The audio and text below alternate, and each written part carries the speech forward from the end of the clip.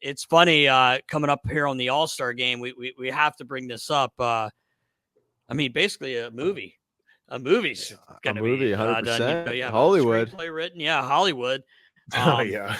Yeah, it's crazy, man. But I gotta be honest with you, man. Like I was still in the league then, working with the Flyers, and that was one of the greatest things I ever saw, man. And at first I didn't, right away I didn't understand everything that was going on behind the scenes. Where I know when it first started, you were not happy about it, and I could understand that totally. But I've read a bunch of articles and I've seen a lot of your interviews that kind of led up to that. But man, in the end, what a had to be one of the best experiences of your life, man. And you totally took it and ran with it. Yeah, you did.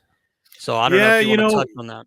Yeah, it was just one of those situations where you start as the clown, right? Because they want to embarrass you, and the Jeff Merrick, Greg Wisniewski, Puck Daddy, whatever.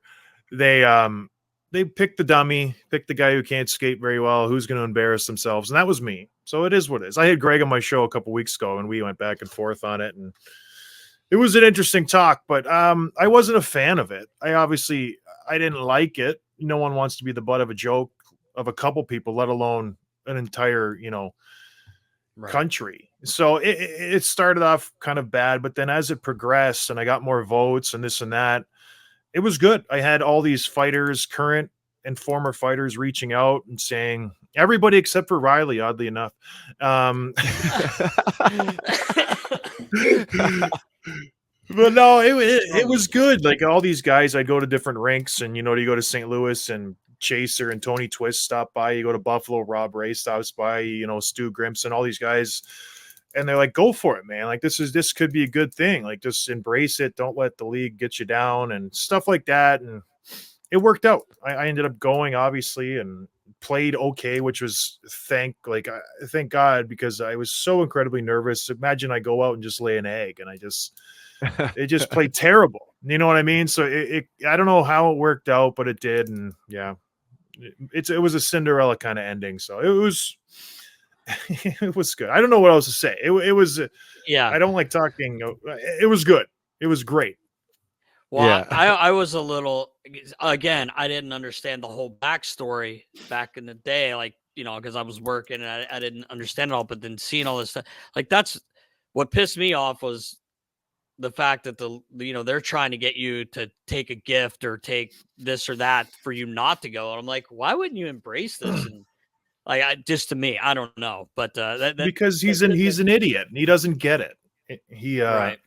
Gary, if it's not his idea, he hates it. So his idea was skill. It's 3-on-3. We got to go fast pace. And as soon as someone tried to hijack it and change it, he's like, no, we're not doing it. So whatever. That guy, he has no foresight whatsoever. He played the perfect villain.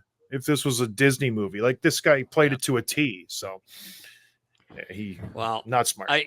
When you got the MVPs, how you like me now? Yeah, Gary? I know that was I'm giving him one poetic of those, justice. because it was great. It was so much fun to watch, and you got Natilli, my boy Kaner. Yeah, you and Kaner.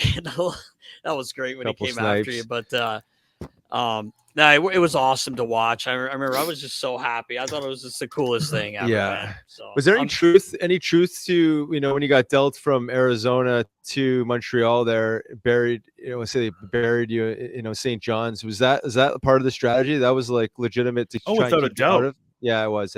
Yeah, when I got to Montreal, or I didn't even go to Montreal. I went to St. John's. I talked to Bergevin.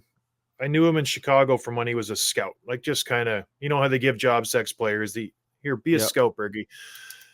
And so I talked to him briefly after the trade. He's like, John, I didn't even want you. Like I just had to make this trade, and he didn't elaborate on it. But yeah, there was Bettman's fingers all over that trade, because when do tough guys get traded, Riley? Ever? Yeah, Mid-season. right. Yeah, exactly. Yeah, it's very the timing rare. of it, right? Yeah. So if it walks like a duck, quacks like a duck, it's a duck. So it was completely orchestrated in my eyes by the NHL. But what are you going to do? Even that worked into my favor, because everyone was like, you're treating this guy terribly, which he was. My wife was about to have babies like any second. and then they gas me, trade me to Montreal, send me down to St. John's. And no offense to St. John's, but it's not Scottsdale, Arizona. And you know, so I was just like, come on, you guys, like just brutal. And it stunk. It was awful, but it worked out. Everybody rallied behind me, and I went to the game and got to shove it up his behind. And it was good.